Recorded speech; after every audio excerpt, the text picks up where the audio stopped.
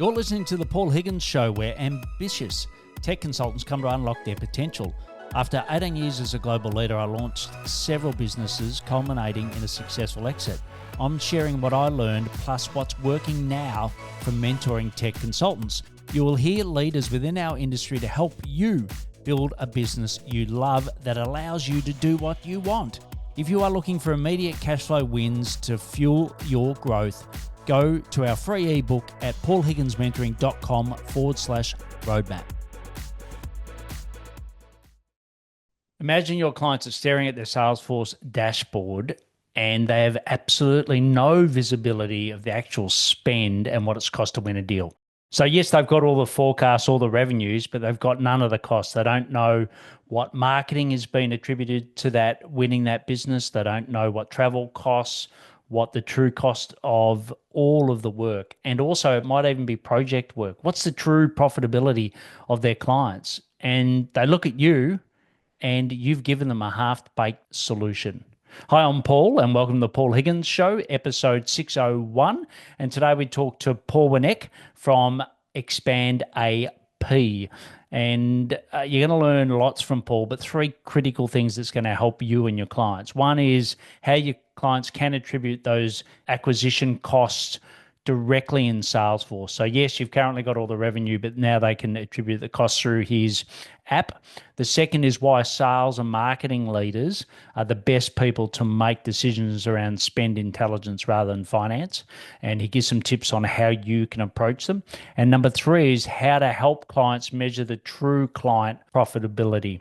So Paul Wnek is the founder and CEO of ExpandAP, and he's got 15 certified Salesforce B2B solution certificates, and he runs his own Salesforce practice. But Paul saw a problem, right? He constantly got asked, how are my costs being attributed to these clients? And he didn't have an answer. So he went and solved it himself, and now he provides ExpandAP a solution to help you and your end clients.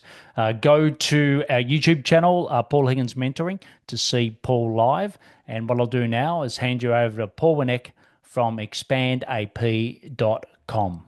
Great to have you here, Paul. Great to be here. Thanks, Paul. Yeah, well, it's been a little while since we've spoken, and I'm really excited that you've gone and launched, effectively this great product on the App Exchange and supporting a lot of Salesforce partners and their end clients. But why don't you tell me a little bit about who's the ideal client for ExpandAP, and then what are some of the problems that you're solving? The ideal client for our customer for ExpandAP is really any Salesforce customer that uses Salesforce for primary use, which is sales. Really having the other half of your sales data, your spend surrounding your opportunities is key for any organization. We primarily focus on professional services firms, SaaS firms, healthcare, as well as non-for-profits, but it's really applicable to any industry. And when you say spend, what does that look like? So take us a little bit into maybe even share a practical example of how it works. Sure. So spend intelligence is providing visibility into your investment on the deals, your pipeline, your campaigns. What is the ROI of your campaigns from various different sources? We're providing the spend side, the investment side within or on the Salesforce platform, tied to your opportunities and ultimately rolling up to your campaigns. Great. So this could be anything from it could be anything from your Google ad spend for a particular campaign over a period of time, during which point, a lead entered the system from that, as a result of that campaign, ultimately, translates into an opportunity. Perhaps you go out and you travel to meet with the prospect, the decision makers. And so tying those expenses against the opportunity itself enables future analysis of, what did I spend to close this deal? Is it worth continuing to focus on, this side of the market, whether it's small to medium-sized businesses, or is there greater, margin ROI on larger deals, commercial, enterprise, and so forth? Great. The way that the data comes in, what are some of the sources? Like, is it, I suppose where I'm getting to is how easy is it to set this up is the end question. But yeah, just tell me a little bit about how that works. Sure. So there is a bit of an implementation, but it's relatively simple depending on how sophisticated the org is. For our small, medium-sized businesses, fewer than, 50 hours to set it up, really just depending on how you're looking to have it configured. If you have multiple, data sources as far as different campaigns showing up and you're spending in different areas, then those integrations plug in pretty simply. It's a relatively in a simple setup, really.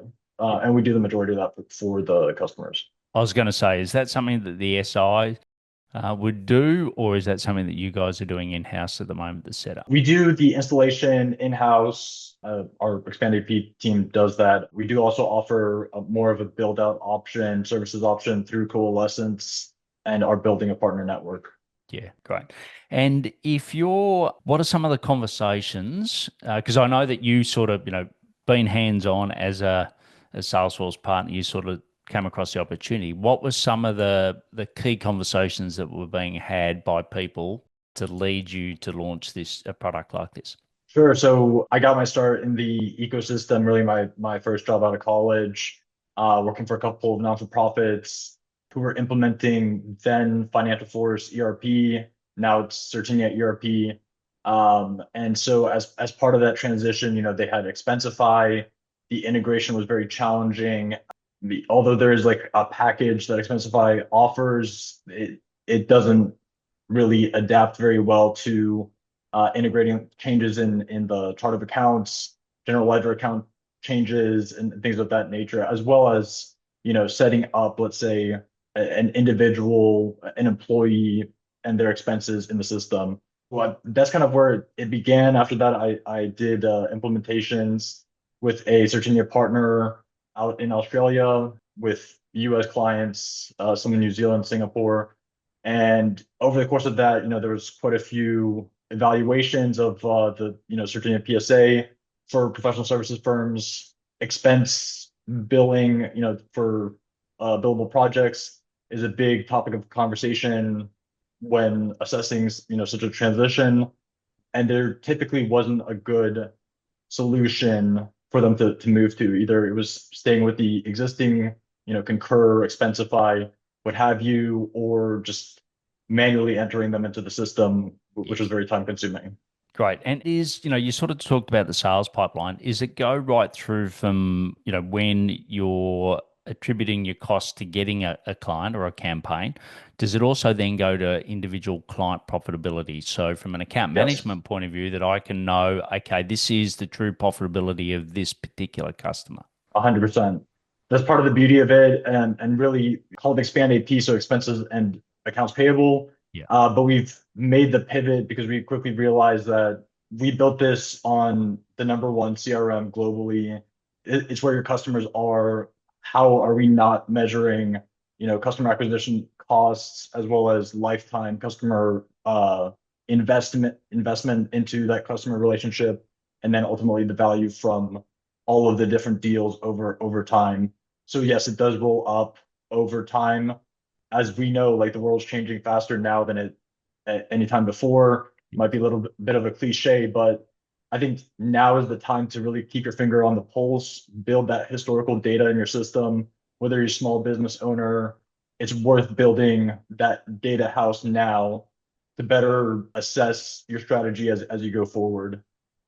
Yeah, and we've talked about sales. Does it also help with true project costs as well? Yeah, so it works with Certinia PSA and other Salesforce PSA native solutions.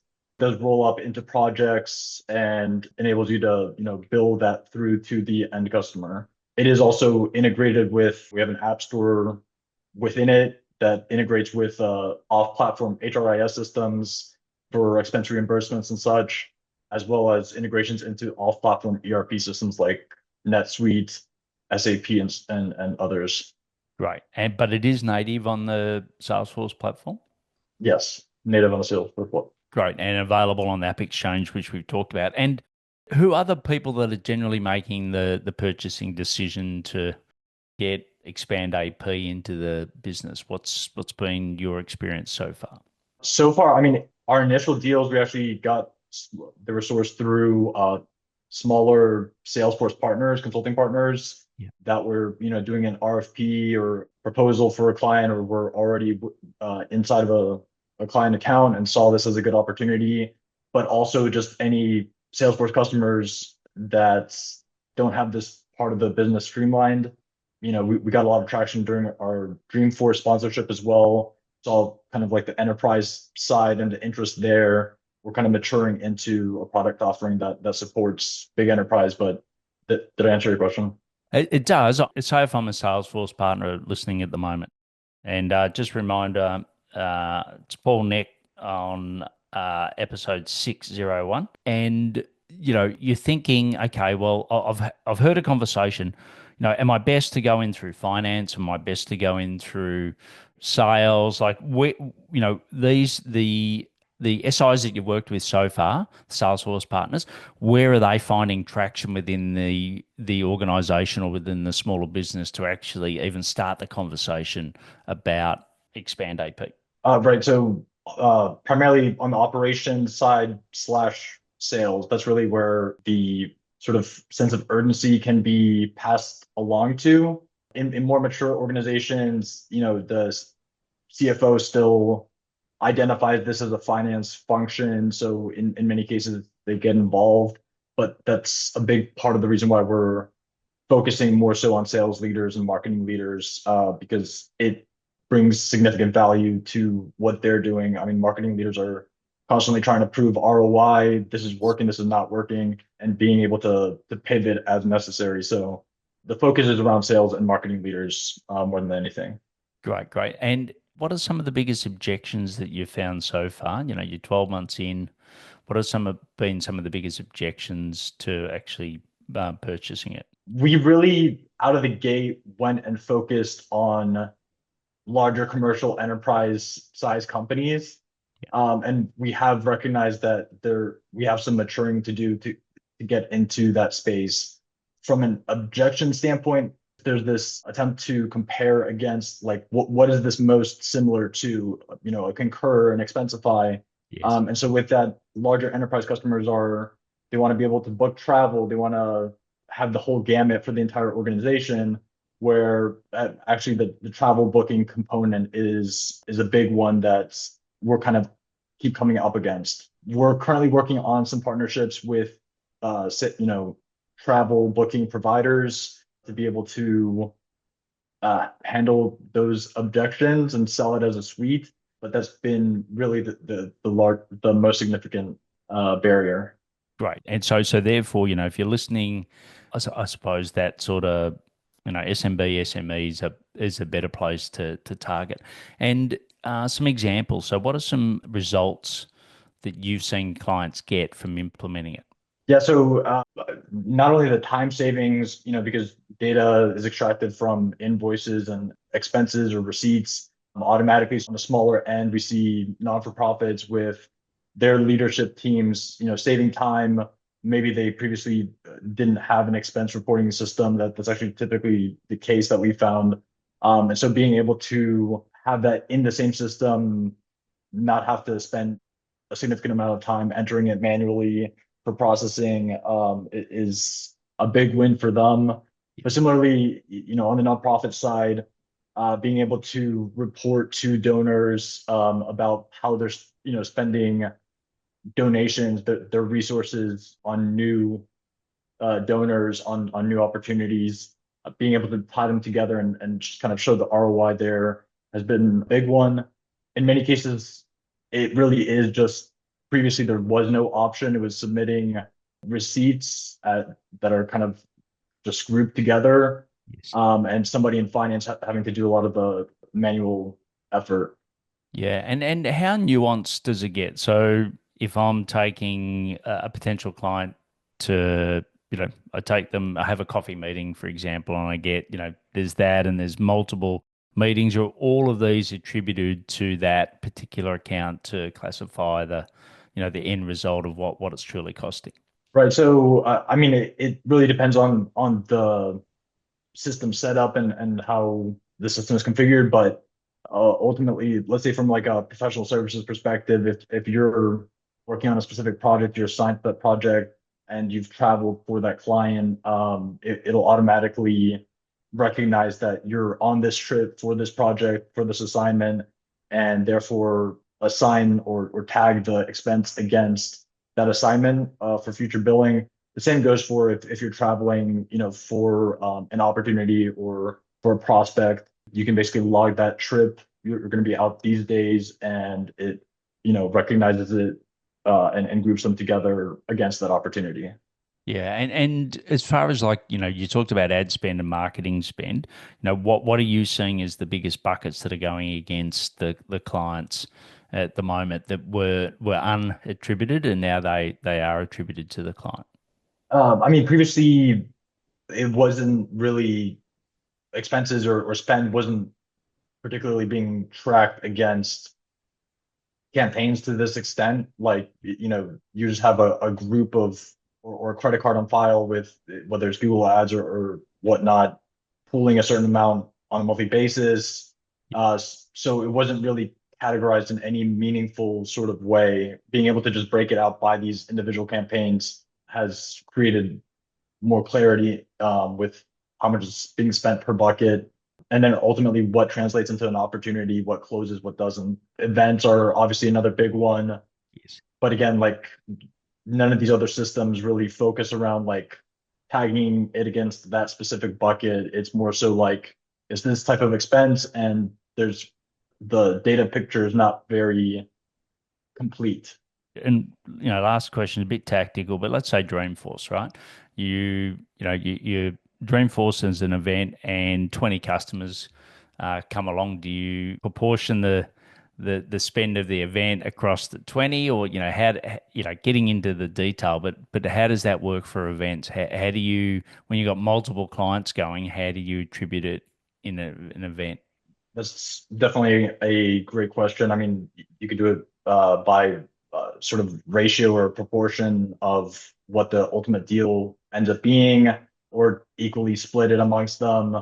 But that's actually a great question. I think haven't really encountered that one yet, but The, yeah, the, the good it's a news good is question. that it's there, and then it's up to a management decision as to how you allocate it. But at least you've got the ability to do it, 100%. whereas in the past you haven't. So You weren't even tracking it. Yeah. yeah, so that's great. What we're going to do now is just take a short break to thank our sponsors, and we're going to come back with the rapid fire. Ever spotted your dream client on LinkedIn only to find yourself bogged down in tedious data transfer at the expense of building that critical relationship? Say goodbye to manual tasks and hello to efficiency with Surfy, Surfe. Surfy transforms you from a virtual assistant into a sales pro by seamlessly capturing, syncing, and enriching contacts from LinkedIn into your preferred sales platform, be it Salesforce, HubSpot, Pipedrive, Copper, or even Google Sheets, all in one single click. Imagine reclaiming those precious hours spent on data entry and redirecting them towards nurturing valuable connections and closing deals, which we all love to do. With Surfy, it's not just a dream, it's your new reality. Ready to invest your sales time where it truly matters? Try Surfy today by visiting our resource page at paulhigginsmentoring.com/resources and clicking on Surfy. Elevate your sales game with Surfy, because your success starts after the click. So you're ready for the rapid fire, Paul? Yes. Let's All do right. it. First, what are some of the daily habits you do to help grow ExpandAP? Just as much outreach as possible, trying to make as much noise as we can, whether that's with different publications with through our PR team or otherwise, but also just navigating the rich network that we have through our CRO, our director of partnerships, just informing them of what's out there and getting closer with a lot of the Salesforce partners. They're great allies to have. Great. And where do you go to learn more about running your business? Oh, really, any investor contacts. I mean, everybody has a different opinion. Everybody's done it one way or the other, or it's just within the network or people that are typically, smarter than I reach out to them. So, Yeah, great. And if we could grant you one wish for ExpandAP, what would that be? One way for Expand AP, that's a great question. Really just ultimately find our place in the ecosystem and be synonymous with, spend intelligence and filling out that missing piece in Salesforce. Fantastic. And you've been 12 months. You've had the product. What have you learned now that you wish you had known 12 months ago? It's really tough selling, directly into finance, the pivot into, selling to sales, selling to operations leaders, marketing leaders has enabled us to create more of a sense of urgency. There's value created here. It's not just another processing solution, not just another Concur or similar. There's actual value add, and the data that, the data picture that it fills in is significant and important, especially in this day and age. So we should have started selling to sales and marketing out of the gate, but you live and learn, and yeah, we're here now. It's all learnings, but look, you can find out more about ExpandAP at expandap.com. Also, we'll have all the links in the show notes. You can also go to the App Exchange, just type in there ExpandAP, and also reach out to Paul as well. We'll have his LinkedIn there to especially if you're a Salesforce partner and that you've got opportunities. I'm sure Paul would love to help you to make the customer have better intelligence around their spend and ultimately make more profit. So Paul, thanks for coming on the show today. Thank you so much. What a great interview with Paul. And you can book a demo at expandap.com and just mention to Paul that you found him here on the podcast, and also Lance, who does some of his partnership and sales. You may speak to Lance. Let them know that this is where you've found Paul on expandap.com, and also reach out to him on LinkedIn, thank him, but also ask him questions about this, right? Certainly if your clients have got this gap, this need, Paul can help you fulfill it. And also if you're driving, walking, whatever you're doing, I know it's hard to take notes. So all the show notes, all the links and everything will be in the show notes. But just leave yourself a quick note to remind you when you get back into the office.